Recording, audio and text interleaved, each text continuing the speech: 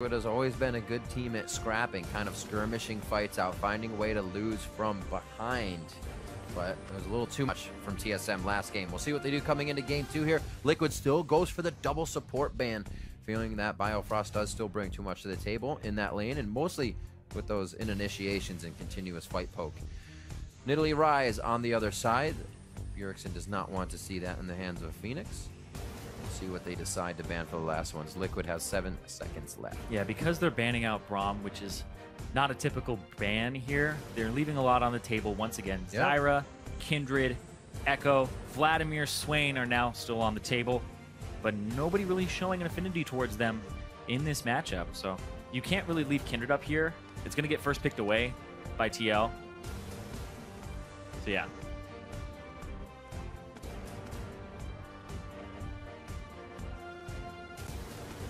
Is it going to be? The Maokai was hovered. And the Maokai is pretty much going to go to that top lane. Bjergsen and Hans are kind of seemingly picking things that'll be flex. TSM still trying to keep the unknown involved in champion select, but now into game 2. Team Liquid has first pick, and they're trying to figure out what they would actually want in this game. Maokai's still there for the pick. They're just kind of wondering if they could get anything else that would be better priority. It is not. Still picking the Maokai early, but with the Echo off the table, it does make it a little bit of a better pick here. But we saw that Hanser, he's willing to play some of these aggressive top laners, and if they pick up the Lucian and get the Black Cleaver build, it kind of becomes paper for that Maokai. That was TL's pickup last time, Maokai Lucian. Now it's just going to be the Maokai, so Lucian goes over to Team SoloMid. Jungler could be Rek'Sai. Dardoch definitely had a good Rek'Sai. It allows him to keep going aggressive, keep being that nuisance. He loves to be up in his opponent's face. I think that might just be the switch here. It'd be interesting to see them go with Gragas. Like we said, there's actually a lot up here. TSM has the choice. There's the Rek'Sai. Yep, not to be unexpected. Leaving that up is pretty much a death sentence, but Dardoch has shown that he is willing to play things like Graves. Kha'Zix, maybe. Maybe we see the Kha'Zix. It's not completely out of the question, but Vladimir up. No Phoenix plays that. Azir up for Phoenix, by the way. Did not pick it last game because it was banned away by TSM. Now it's up. Yeah. And you have to think TSM left it up because they have counter pick. Is it going to be a Zed into it? Would they pick Fizz into it? So TSM wouldn't leave it up without a plan against it, but they did have to ban these two junglers and Rise. Dardoch wants something he can kind of make plays on here. He may say, you know what? Let's see more of the team. That was a retype by Dardoch. He typed in that Amumu, but it's going to be back to the Nami. They lock it in with the Victor. And they're going to hold those two, so Dardoch kind of wants to see more of the spread from TSM before he chooses. It's a dark age when TL is down one game, Azir is up, and they don't pick it. That's very early on. Means they're a little bit scared here, and Victor has a lot of power. Victor and Azir are the two most played mid laners right now globally, and then Rise, of course. I would say played, but he's banned all the time. So these guys actually see a lot of play. Victor picked up for Phoenix. Would actually be interested to see what Bjergsen takes if he goes with the Assassin pick, if he goes with actually answering that with an Azir and his own wave clear. We could see that.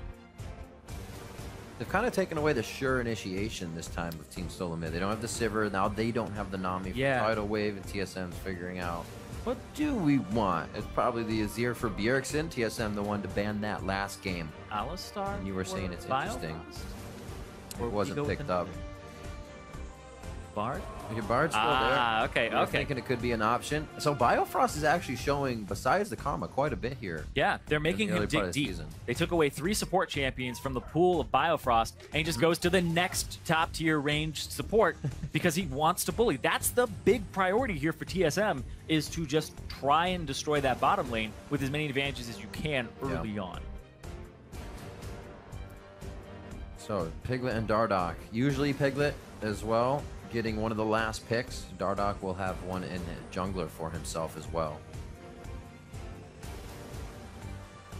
Just talked a little bit about how Matt was that kind of one voice left that they brought up from TL. So now Dardoch being subbed back in could mean big things for Liquid here.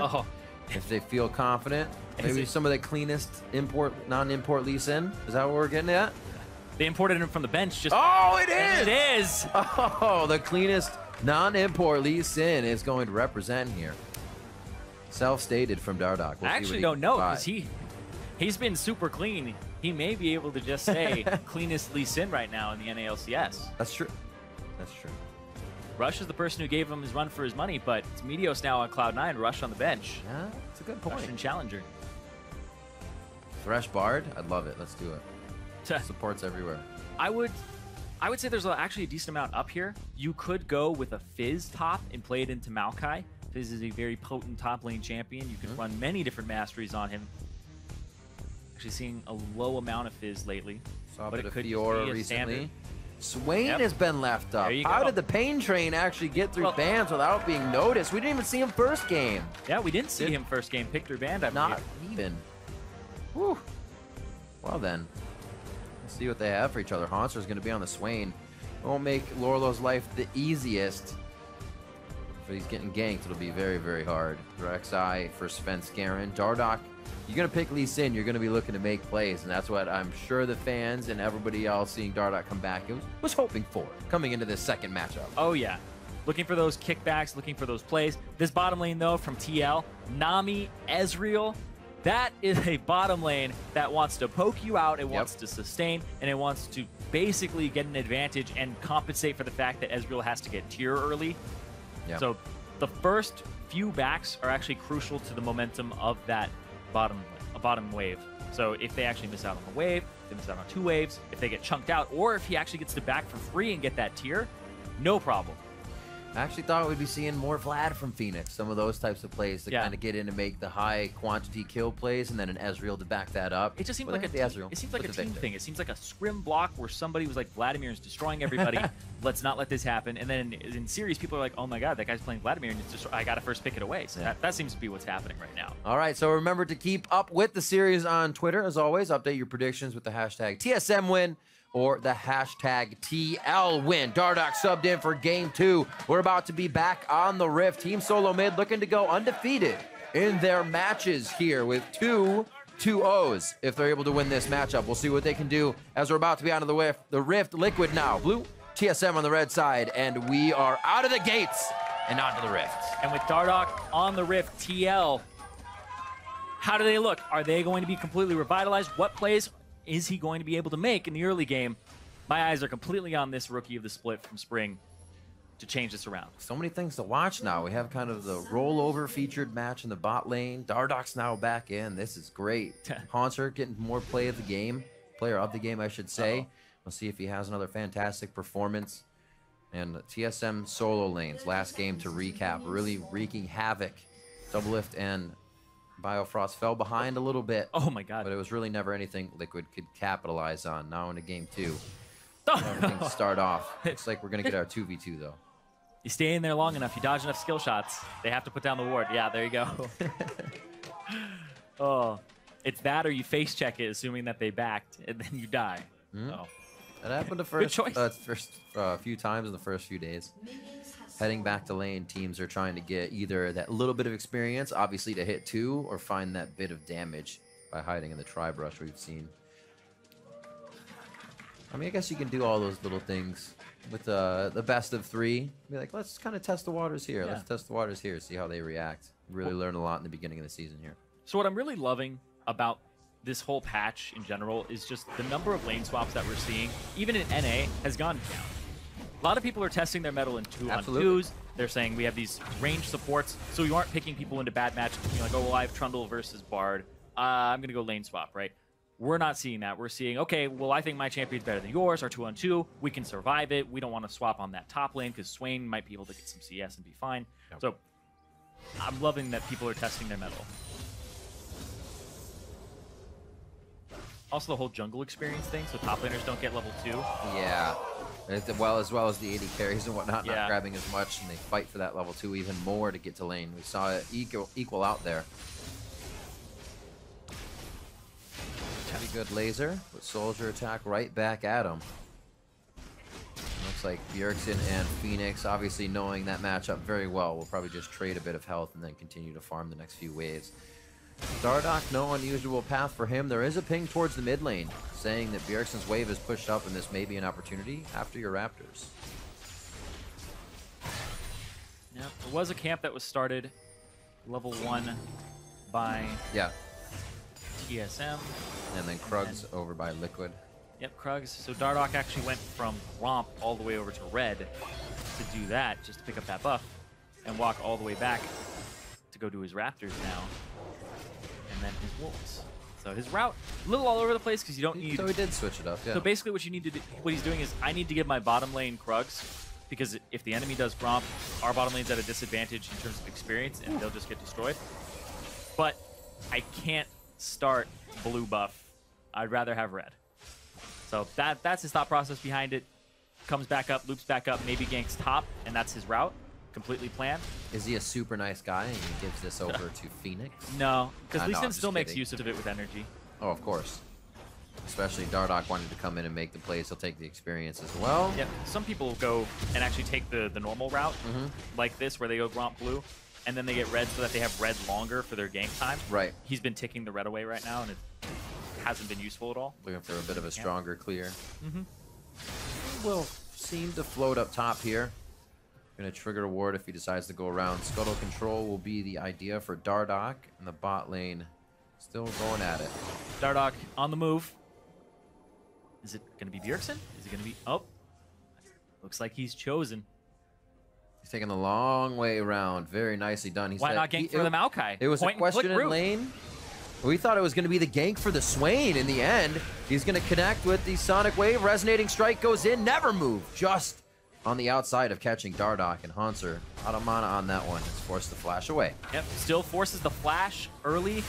Warlow has to use his, though, to close that distance. It's been scary. He's good. Alright, yeah, I actually didn't know as well. I was like, wait a minute, actually. He was saying the same thing as you. He didn't get as much health back when he burrows, I thought. Yeah, it takes her a long time. Yeah. It's a lot when you have that 100, but it ticks down, so it's very, very incremental. So Hanser still has TP, so he's not too bad off in the top lane. Svenskeren will come back out nice and healthy. Swiftness boots for him right off the bat for his Rek'Sai. Yeah, and that's a completely just different style than what you see Dardoch going for the long swords, wants the damage, wants to be able to kill somebody, and then snowball from there. And he always goes things like cooldown reduction boots so he can make plays more often, have the lower cooldown on flash.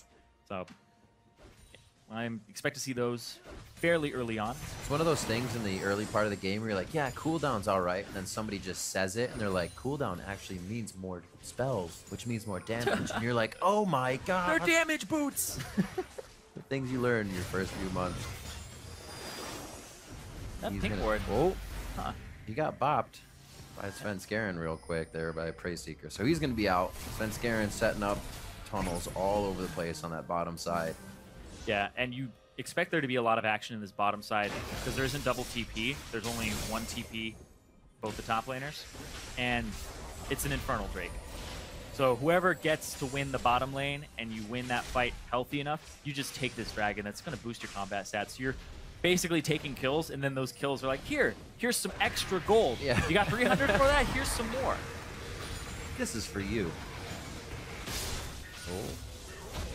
It's like, it was more farm. Phoenix actually Q'd a minion there. He used a Q, but used the auto attack on a minion.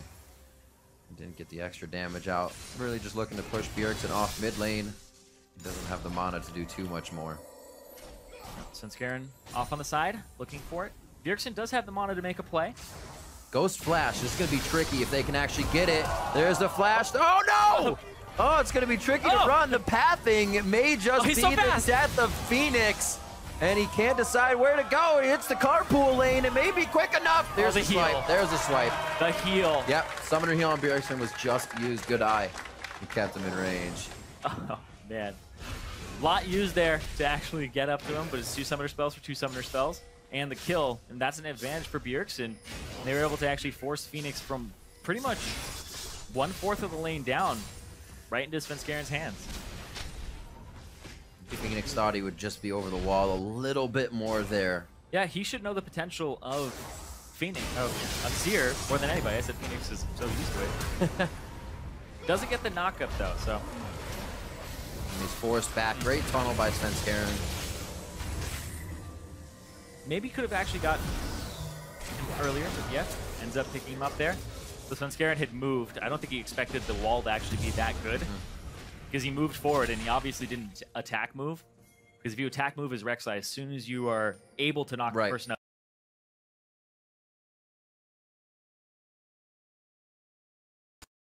they shumpo you and you knock up even before you realize that you've done it. It's like, oh my god!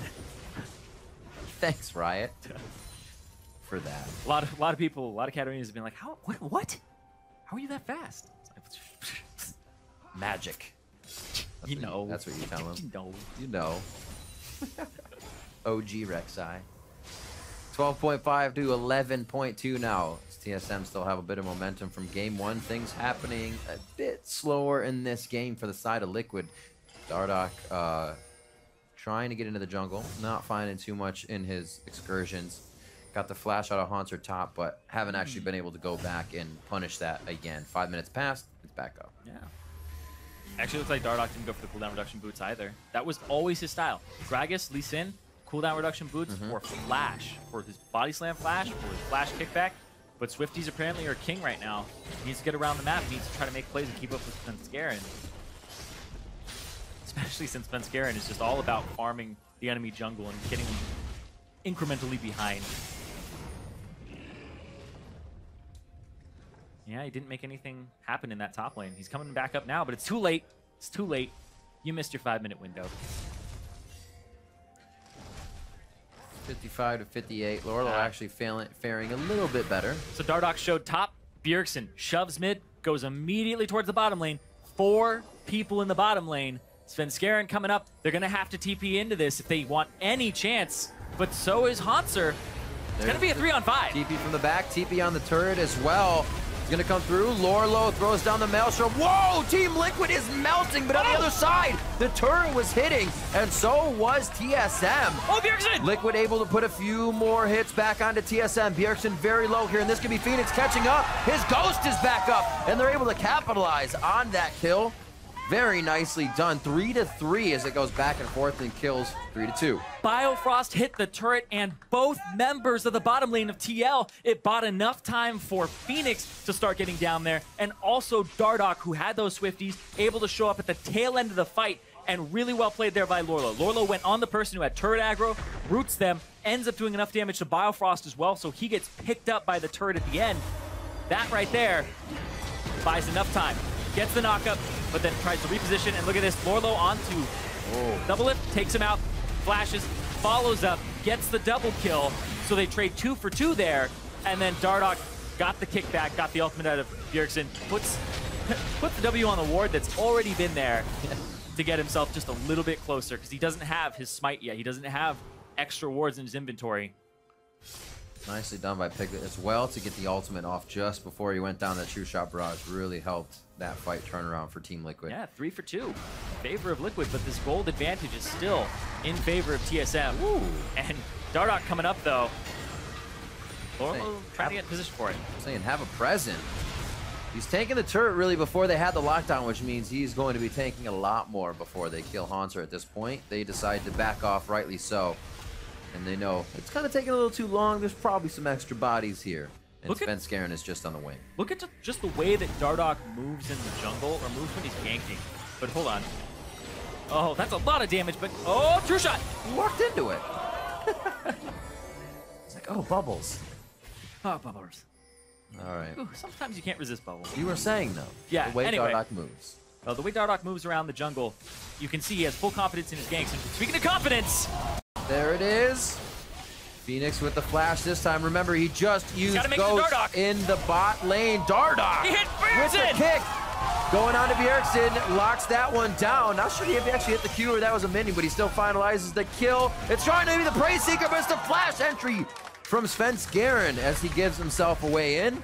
And Dardoch can't choose to fight that. Neither of them would really go down here unless he hits a nice Q. Fakes him out. It's the ceremonial, I'm the mid laner now as a jungler. This is, you actually celebrate every time this happens. Your mid laner dies, both mid laners die. You don't actually go, oh man, that's like, yes. And this is when a million pings hit mid lane to say, don't farm that. But Let's good on see this Phoenix. again. Look at that. He actually completes the cast of the Emperor's Divide before he's even in contact with Phoenix because it emanates from behind you. And that kick hits Bjergsen. Then Scarin gets a little bit on the other side. And that actually did a lot of damage to Bjergsen because it actually uses the HP of the person you kicked as bonus damage. But then Scarin with the Bomby Cinder and the Sightstone ended up hurting his team a little bit more. Setting his teammate on fire. That's not very nice. 13 on the clock. Quite a bit of action here from both teams regarding this first game. Yeah. About 20,000 gold, only a 500 lead for TSM, so much more stable here in the early game for Team Liquid.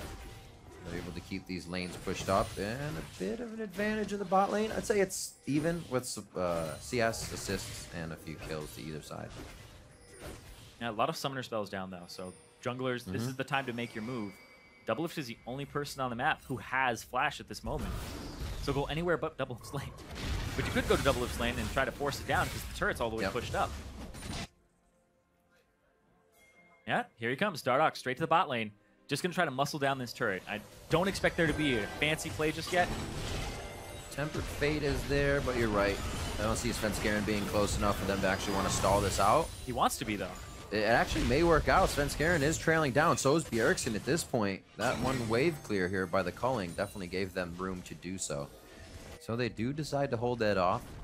Infernal Dragon is on the docket right now, but so is that bottom turret. I'm pretty sure they'd love to take that down. They haven't really broken any structures on either side of the map here in 15 minutes in.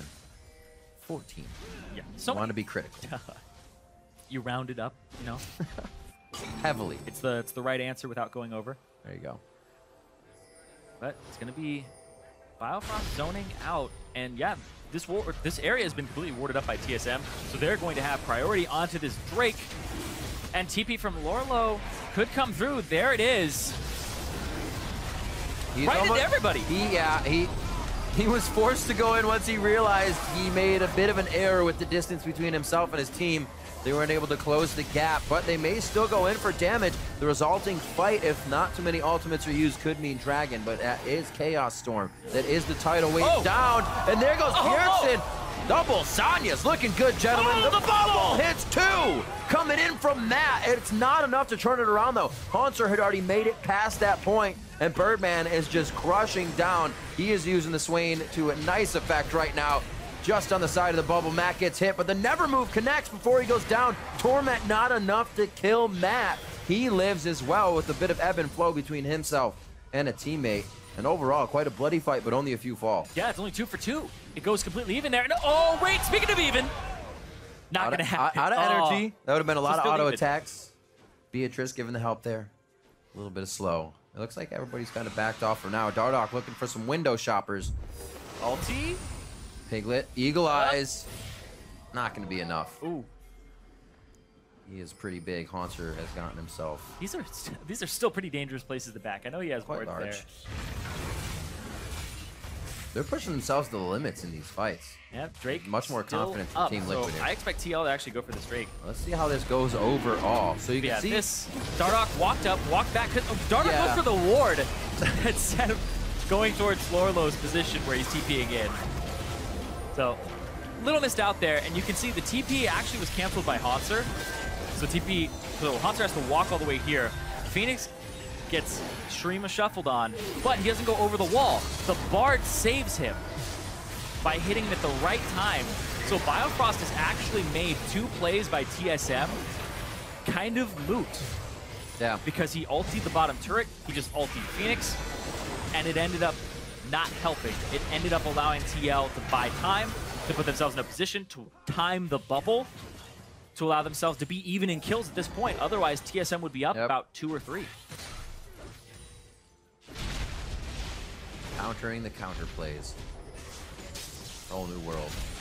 6-6 in the end of all that back and forth. It was just 4-4 when I was saying a much more bloody game, and then they all went down bot and fought. So you can see only a few minutes later, right back at it. Infernal Drake grabbed up now by Liquid. Much more control on the map. Like I said, much more sturdy in their strategy as well, figuring out what TSM is doing and adapting much faster to towards even the mid game, we saw Liquid kind of trailing on TSM, going to a side lane. They'd be right on their heels and a few steps behind. Here, a much different story. TSM able to drop now bottom turret, as it looks like Liquid is going to trade this for top. The majority of their members head that way. Phoenix being called back to mid, though. Called back to mid, red buff up, so Dardoch gonna head over there. But yeah, they weren't able to shove out Hanser. Hanser just throws down Beatrice, uses his ultimate and clears the wave. So he can stand here and make sure it doesn't actually make contact with his turret. And that ends up giving the first turret of the game over to TSM. Oh. They didn't see them come over here. Not warded at all on the way there. Oh, Ghostin flashes up. He thought he could just make it out. He actually flashes the Cosmic Binding he thought would hit the turret, but it was just out of range. A 1-for-1 on the Retribution kill going over to Biofrost for Phoenix, and looks like that disperses the fight right away. They get his summoners down right away. They're making sure that he can't move in these fights. They have a choice. And they're doing everything that they can. Bjergsen is sliding in every time for Phoenix, making sure that he picks him up. And Svenskeren, little far forward, and heads him off at the pass. He's not taking a huge amount of damage. There we go. Once they start to pile on, Hanser coming in a little late there, but with the addition of Bjergsen, I think they're going to have enough on this one. It's going to be Biofrost in the base, so they can't actually go too far. They don't really have a full team. Just able to create so much pressure, kind of pushing Team Liquid around. They're still on the side to defend, however, and they're staving off a few kills that should actually be happening. So very nice for Team Liquid to keep those from going down and keeping themselves up to protect these turrets. Yeah, and Svenskeren, he went in, even though Bjergsen didn't have mid priority anymore. He was continuing to just be shoved out towards him. So Bjergsen was going to get there late. And then the way that Dardoch actually went around the pit cut off the retreat of Svenskeren, because Svenskeren wanted to get the red buff, sneak it, and then go over the wall of the dragon pit. But Dardoch was there, so he had to go up, and then Dardoch just ward hopped and cut him off. So really no options there after he had actually gone in and had been spotted by a ward. So too aggressive from Svenskeren. That's the second time in I guess 4 games now that exact spot has killed him. That exact play. I mean, what was it? Watching another one in TSM's game, they had actually, Svenskeren was going bot, Bjergsen was doing Raptors. Yeah, that's the one I'm talking about. That's the other time. Yeah. Becomes difficult. Yeah. Well, you had to constantly communicate. I know that when you're actually in the flow and you've done it like 4 times that game, you don't say it the next time. You're just like, yeah, I mean, he should know that I'm going to go to the red because we've seen it up every time and we've done the same thing. And he doesn't do that because conditions are a little different. Maybe he's getting shoved in and it's not communicated, and then you still try to make the play happen and it doesn't work out. Minute and 30 on Dragon. Going to start setting up some wards here. Also, be sure to not use those summoners. Phoenix trying to get his back up so he can be kind of more useful in these fights, able to run around the Emperor's Divide, run around where Hanser is going to put Never Move. There's a lot of things you actually have to dodge playing right now on the side of Team Liquid. Well, going to walk right into Lorlo. Are they going to have the damage to take this out, though? It's going to take a while. Dardoch does hit. Does he choose to go in on Hanser? He does. Phoenix gets blown up in the brush. The ward was there for TSM. The vision was not as they entered into that mid lane river fight. And now the hit on the other side, a Never Move to lock down the team and start to clean up the fight. Team SoloMid coming through very big there and starting to separate what would be their gold lead now. Now 3,000 gold up and even more with this next turret. And Biofrost with the over-the-shoulder Cosmic Binding, ending up hitting both members of the bottom lane of TL. Allows them to clean up at the end of that fight. That was really aggressive from TL. Phoenix, his position, didn't have vision on the right side of that wall near mid, so he ended up just going too far forward and walking into 2 members that could just obliterate their play.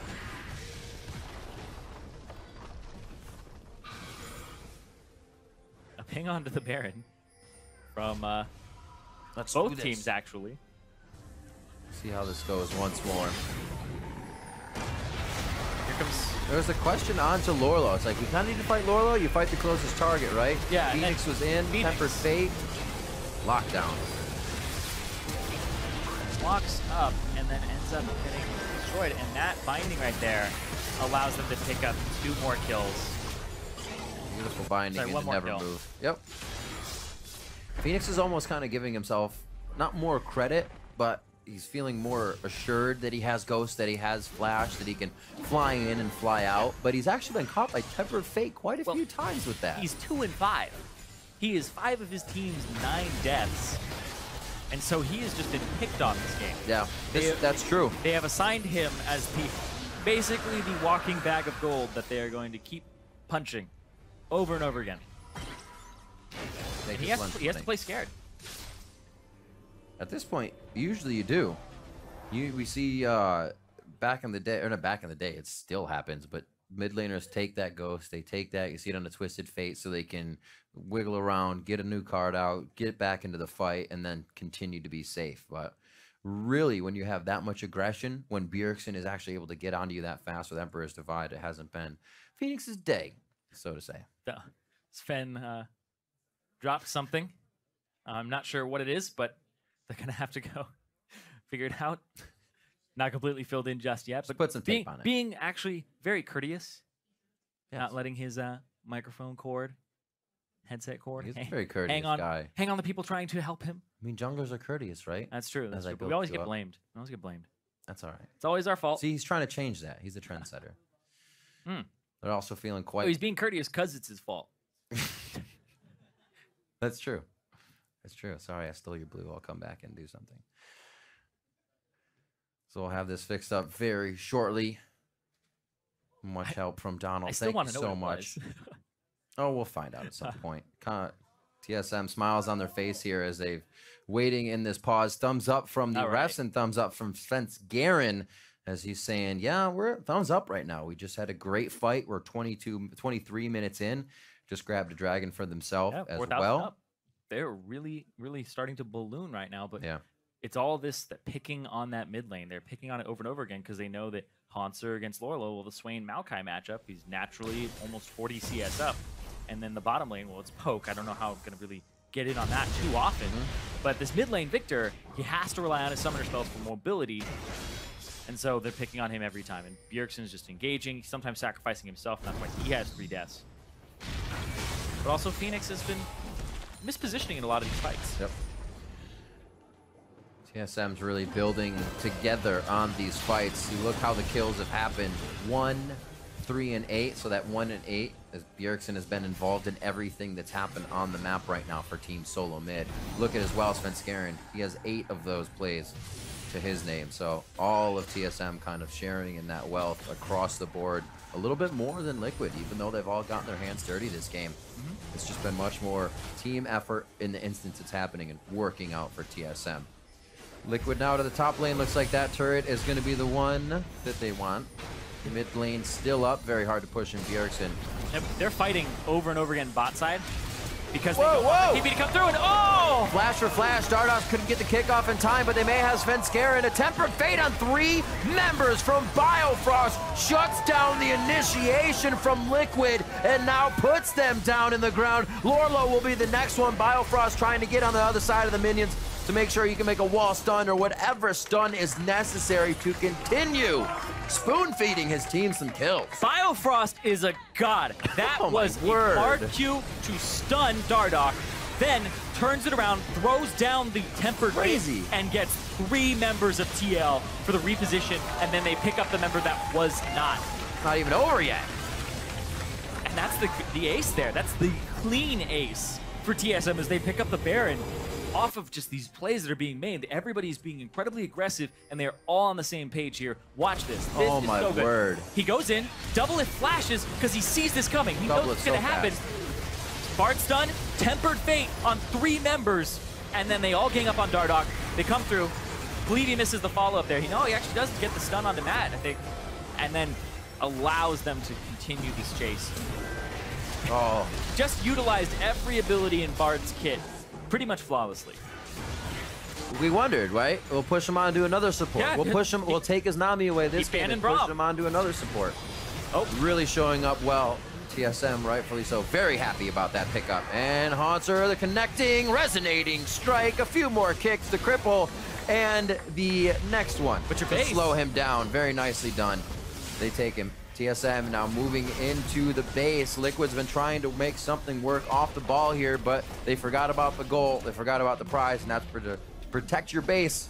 so you can get to your enemies. Inhibitor goes down, and with Bjergsen and team able to quickly come up and do this once more, they'll be able to drop them fast. Yeah, that was actually really interesting because they walk up to the turret. Lorlo was chunked out, and Lorlo was by the inhibitor backing. At that point, it's faster to just walk. Walk back, and then just walk in with home guard. But expecting the rotation to the bot side. If you could teleport, Aiden? Well, no, you're right. Exactly. You're right. Exactly. Even if it was like here to literally down the hall, Your desk. I would probably teleport. Boom. But if I could only do it once a day or once every, few hours. All right, I see what you're saying now. But of course, you can actually back at any time. That's right. So 26, got me there. 2,600 You on the got me. current Baron counter. Very nicely done by Team SoloMid to control the lead. Once they were able to start to balloon that just before we saw Svenskeren put down a little pause to get himself quickly fixed up. And now a minute 50 left on to the next dragon, but it doesn't look like TSM really has eyes on that yet. The vision's already there. Eyes on the prize of the turret is next. And Piglet has just used a bit of the wave clear that might be necessary for this next turret. The Iceborne Gauntlet really isn't even slowing and deterring Svenskeren either. TSM taking what they know they can take right now, and Liquid's kind of going to have to let that happen until they get to the base gates. Yep, and this Baron's still on for a good while. Last 3 minutes and 30 seconds now. So normally it would be up in 15, but it is up for 45 more. I did the math. Ooh. Did all the math there. Great work. But yeah, it's going to be the 4-1 with Svenskeren pushing down into mid lane because that has an open inhibitor. No turret there. And TSM, despite Dardoch being subbed in off the bench, being 2-1-4, having a great game, it's still not enough right now. Yeah. TSM looks so clean in the way that they are executing these fights. The early game may have been a little bit more rough for them, but they played appropriately around the pressure that Dardoch wanted to exert. Definitely giving that respect. Understanding Dardoch back in the game, they couldn't kind of flaunt around and just run through Fog of War if they wanted to go for a gank. Much more concise in what they did. Lorlo gets pushed back. Double it very low. Gets the heal. Gets taken out by Matt's ebb and flow. Lorlo trying to mitigate damage on the back line here. Really protecting the team well with that Vengeful Maelstrom. And it's going to be a magical journey to safety as TSM kind of hit a brick wall on that entry, losing Double Lift very early. Good focus by the back line of Team Liquid. They end up getting the pick onto Double Lift.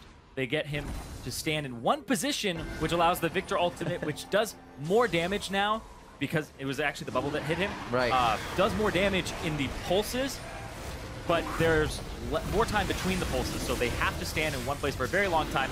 See if Dardoch's going to try this. Goes in. Not clean enough. Flashes out. He'll be all right. Gets his life. Yep, that was just a Lee Sin play, not a clean Lee Sin play. Went in. Bjergsen's the one who ends up getting it. No smite actually used from Svenskeren, so you can see that that was a desperate play there. Well played by Matt. Gets the bubble. They pick up Double Lift. Lorlo had tried to engage, and then the peel away, the never move, and then they're able to get away with Magical Journey. So TSM, minimal losses there, and something that could have gone very bad for them. Currently looking to join Envy at the top of the list here. Yeah. 2-0 on their matches for the first week of the LCS. They'd actually be a little bit above. Because you, no loss, right? One loss Yeah. for that record. it goes by head-to-head, and then it goes by that record. Yep. So, Once we see that in the end. yeah. But still quite impressive. Definitely a team that will help to build elite players. And it looked like they could be a very, very promising middle of the pack top team. Yeah, Depending on what happens once they fight CLGs, TSMs. Yeah, that's things true. like that. That's true. Exactly. I was about to say, Jury is still out on Team Envy. Right. Because of the strength of schedule of their opponents. But TL, we're getting a little bit better idea where they stand. And TSM, though, well, we need to see them play Immortals. We need to see what they can do there because that's going to be super hype. Right now, they've looked completely in control of both series that they've played. Not from start to finish, but when they get a lead, they are able to actually just grab that lead, take hold of it, and not let go. So that's what I really love about TSM is they don't let the game happen, they make the game happen. Much less of this could go to 45 minutes. Bjergsen's on Rise, Bjergsen's on Azir. He'll kill 3 people in this fight, and then we'll take the next 4 turrets and have a big lead. Much more fluent throughout the game, as you were saying, of how TSM is getting these advantages and holding them.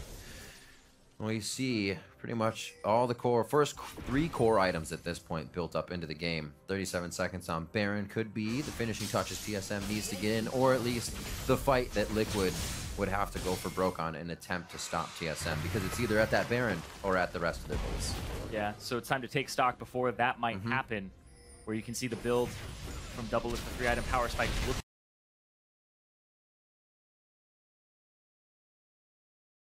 But he's not going to get the luxury to do so at the moment. Guardian Angel for Sven. It's going to be a gigantic nuisance because he's already hard to kill and he soaks so much of your damage. It's sometimes not even worth going on him. They don't have the armor penetration just yet to deal with him. It's been very tough to have onto Phoenix again. All summoners up again for Phoenix. He gets Tempered Fate over and over by Biofrost's aim. Biofrost flash forward as well as Ignite, securing all of these kills with the team, and Ultimate's still up for TSM here. That might be very promising as they head in. 40+ seconds on these death timers now, and the soldiers keeping Piglet at bay, keeping Dardoch running away here to keep himself alive, and that's the first Nexus turret going down. Sven Skaren being a nuisance on the outside to keep Team Liquid members at bay. Oh! And even though it's not Bay Life anymore, they're still going strong. They're still going with smiles on their faces, and they're going on to the Nexus. TSM will be 2-0 in the first week of the NALCS Summer Split. And it's not only just a 2-0. They haven't dropped a game yet. That's true. 4 straight games. 4 straight games. TSM last split. Start off incredibly rocky. Everybody's like, is this the right pickup? Is this the right move to bring all these new players in who haven't played with each other ever? Well, they brought in 1 new guy this split. They've had the time. They had the spring split to synergize. They had the time off from when MSI was happening, and they look fantastic. This is when you actually, as a player on this team, you go, you know what? Those tryouts, some people may have been like, why are they picking this guy up? Why are they picking up Biofrost?